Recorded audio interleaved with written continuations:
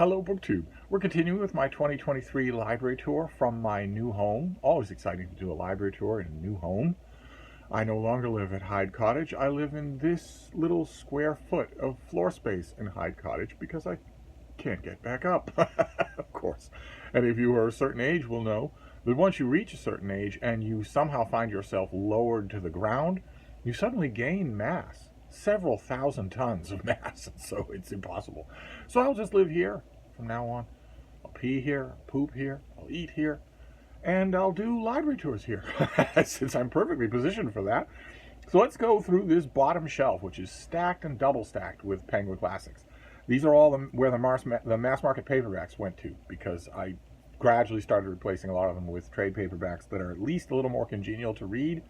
Although you can't pinch and zoom the type, you can't add all the annotations that you want in the world. You're limited by how much free space is on the written page, etc., etc., etc. So we have the Aubrey de Selincourt translation of the Histories of Herodotus.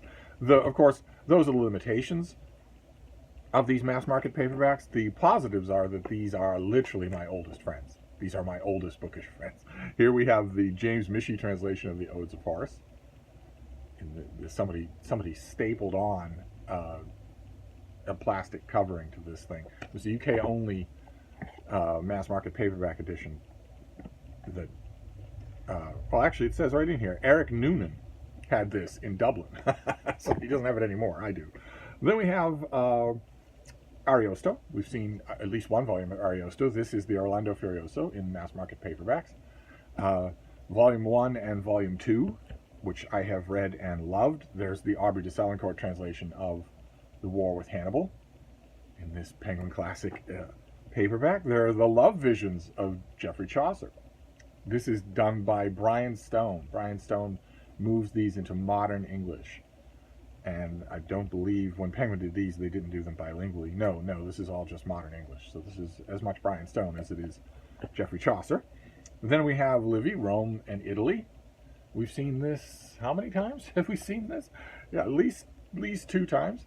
And here is the mass market paperback. This is the Betty Radish translation, and obviously a double or a triple. Here we have a double or a triple or a quadruple. This is the Fagles translation of the Theban plays of Sophocles in a mass market paperback. Then we have a Celtic miscellany. Bunch of bits and pieces from Celtic lore and mythology. We have Eusebius's History of the Church. Not sure if we saw that in a trade paperback.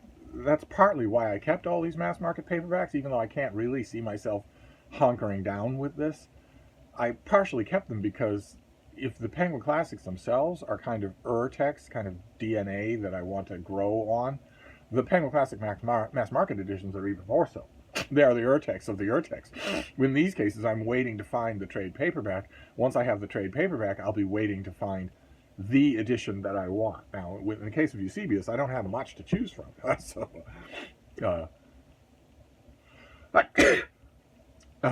Then we have Plutarch. This is the Age of Alexander, one of the 4 volumes of Plutarch that Penguin made. We have Froissart, the Chronicles. This is a translation by Geoffrey Brereton.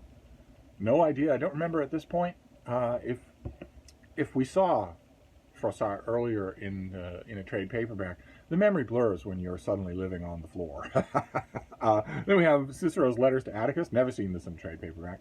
This is D.R. Shackleton Bailey, who was not only does a great job translating these letters between Cicero and his moneybags friend, but also is a great Cicero scholar on his own. A great Cicero scholar, great Horace scholar as well. This is delightful.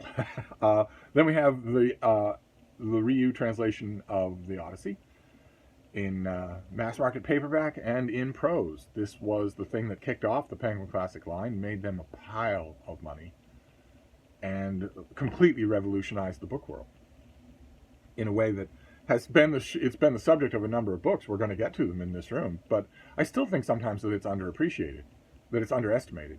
The sheer effect is fascinating sociologically as well as just literarily, because suddenly everybody in the country, everybody in England, had a mass market paperback of a book that they encountered probably when they were trying to do freshman Greek or whatever, probably encountered in school, They might have remembered that they liked it. The Odyssey is a very likable epic. And then away it went. And it was the province of collectible hardcovers or calfskin bindings or whatnot, and they thought nothing more of it, except maybe a little nagging guilt that, you know, I'm reading these murder mysteries, and they're kind of dumb. A lot of them are kind of dumb. Maybe there's a nagging guilt in that, and then all of a sudden, at your train station, when you're headed into Paddington or out of Paddington, suddenly at your train station, there's a cheap paperback translation of the Odyssey in prose. So you don't even have to grapple with the verse. It's a very good prose translation of the Odyssey. I don't think there's any doubt why it's sold like crazy, and I think it could stand more study. I think there's a direct through line from the fact that the Ryu translation of the Odyssey sold so well for Penguin Classics, and the fact, largely guarded by proprietary corporate information, so we don't have exact details, and the fact that in the 21st century, ebooks outsell print books. Ebooks tend to be cheaper. I believe that there's a through line that can be drawn there. Anyway, we have another Ariosto. This is volume 2. I have a feeling that's going to be repeated because when I see the Ariosto volumes, I grab them. Then we have Livy, The Early History of Rome. This is also a quadruple or a quintuple. We have Erasmus's Praise of Folly. This is a triple, at least, in this tour. But this volume and I, this particular copy and I have been through a lot, as you can see. We've been through a lot together. Then we have Rome and the Mediterranean, one of the Livy volumes that Penguin made. We have the 2-volume complete poetry of William Wordsworth. Don't know that I've ever seen these in trade paperbacks. Really well annotated, a really exhaustive treatment. But we have many more to go because these are double and triple stacked. We have the Fagles translation of the Oresteia. So this is a double. It just exists in a mass market paperback. We have we have Mallory, but this is Le Morte d'Arthur Volume 1. There's got to be a Volume 2 here somewhere. I certainly don't have just Volume 1. There's Michael Pselius. This is 14 Byzantine Rulers. I know this exists in a trade paperback, but I have never seen it. We have the complete Odes and Epodes of Horace. So this is W.G. Shepherd, not James Mitchie, but still Horace here. We have My Guy, Gerald of Wales. This is one of at least two volumes of Gerald of Wales that Penguin did. We have Polybius's Rise of the Roman Empire. Very, very workmanlike thing, translation by Ian Scott Kilvert. We have early Irish myths and sagas. Lovely, lovely cover there. It goes with the Celtic Miscellany, except it's not with the Celtic Miscellany. We have another copy of the Ryu Homer's Iliad in prose. This is not only a double in terms of the text, it's also a double in terms of the actual format, the actual volume. So totally unsupportable. Should not be here. We have Ariosto. This is volume 1 of the mass market paperback. We have Rome and the Mediterranean by Livy. Again, we have Early History of Rome by Livy. Again, we're to copy number 5 of this, I think. Because the mass market paperbacks all migrated down to this bottom shelf and just live here now. We have Nal Saga in a mass market paperback. This is Magnus Magnusson. We have Gilbert White's Natural History of Selborne. This is a perfect example of what I'm talking about. I love this book, but I know exactly what format I want. I know exactly this has had 1 million editions.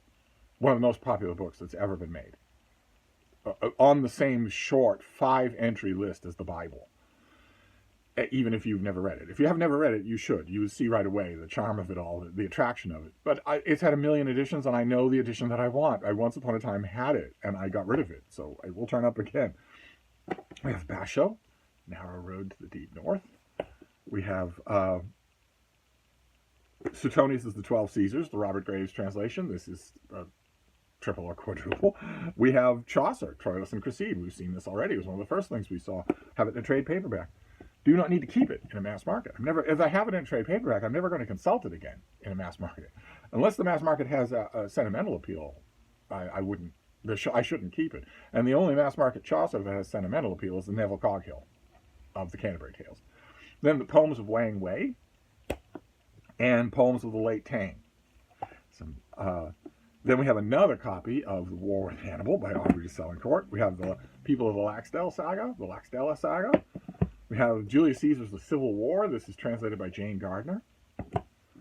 We have more Livy. This is Rome and the Mediterranean. Unbelievable. We have the Pillow Book of Sei Shonagon, which I don't have. I don't think I have this in a trade paperback, and I know the copy that I want in this. It's not a Penguin at all. But this is absolutely delightful. The perfect counterpoint to the epic goings-on of Tale of Genji. Then we have Geoffrey of Monmouth in a Little Penguin Mass Market. This is translated by Lewis Thorpe. Again, I know the version of Geoffrey of Monmouth that I want. It will turn up. Okay, another saga. This is King Harold's saga. We have Dorothy Sayers finally makes her return. This is her Hell. But we saw Hell already. I have all of Dorothy Sayers' translation of Dante. Okay, here we go. This is the Neville Coghill English version, modern English version of the Canterbury Tales that sold like crazy for Penguin. Just mountains and mountains. But if I were to look at these, the various appeals of these mass market paperbacks, the Neville Coghill, that particular Praise of Folly by Erasmus, maybe a couple of others, maybe the Ariosto, but most of these I should not have. Most of them I should not have. What I should do with these double and triple stack books is get rid of all of the doubles. Someone will want these. And then use this shelf for more of the full-size books. But will I do that? Who knows? This is Procopius, The Secret History. This is translated by G.A. Williamson. Procopius was an official writer. Think of him as a White House speechwriter who was also secretly keeping a double book, keeping a book of scandal about the ruler, about Justinian and his wife. And it makes beguiling reading. And then we have the Rex Warner translation of the Peloponnesian War in a trade paperback. Thucydides is not a big favorite of mine, but I notice now that I don't have Thucydides in a trade paperback, the Rex Warner translation or anybody else. I think the Rex Warner translation is in a Penguin trade paperback, but I don't have it. I have the Landmark Thucydides, which has an older translation, but okay, here's another copy of Thucydides. Then we have yet more Horace. This is Neil Rudd, so that's not even either of the other two. We have the erotic poems of Ovid, and that's what they are. They are the erotic poems that made Ovid's reputation, but this is a translation by Peter Green, the classicist Peter Green, and they are not erotic in this translation at all. You could read them to your grandmother. And they should be. They should be. You should find somebody who's a good enough master of Latin and English to convey all the double and triple entendres that make these poems make your skin crawl, give you goosebumps.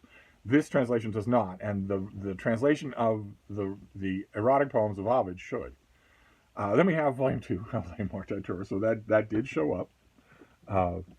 Let's just keep digging here.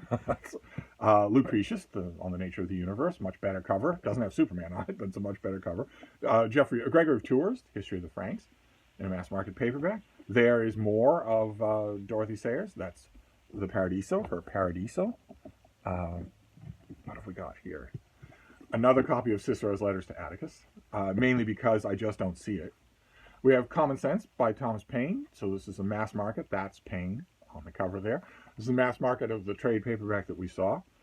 We have the Vinland Sagas, the Norse Discovery of America. This is done by Magnus Magnusson. We have two different Beowulfs here. One is by Michael Alexander and one is by David Wright. So when it comes time to do a big sweeping read-through of Beowulf, like for instance, if there's a new translation, when there's a new translation of something like this, what I automatically do is go to this little book room and reread every translation that I have, which in the case of Beowulf would be something like 10. And that can help a lot. That really can help you to get a grip on the book. Okay, there's the Orkneyinga saga again. We have this again. We have the Alexiad of Anatomenia, Byzantine history. We have Hrafnikel's saga, this is by Herman Paulson. I guess Magnus Madison needed the day off. We have the Penguin Shakespeare Library. Wish I had all of these. I don't. I wish I did. They were almost all of them really good. This is John Russell Brown's Shakespeare's Plays in Performance. Very good. Not a Penguin. It's a Black Spine Penguin Classic with their colophon, but it's not reprinting a classic work. They did a whole body of these Shakespeare library, and they're all very good. All the volumes are very good. I once upon a time had them all. Then yet more Horace. This is the W.G. Shepherd translation of Horace. So I've got a lot of Horace duplications. Okay, here's Justinian's Digest of Roman Law in mass market paperback. Again, we saw that. Here's Tacitus. Haven't seen Tacitus yet, the Annals of Imperial Rome. I know exactly the Tacitus volume that I want for the Annals and the Histories, but this isn't it. And when I go to Tacitus, I go to the ebook. I don't go to either one of these. I go to the ebook of the Loeb. Then we have The Voyage of the Argo. This is E.V. Ryu.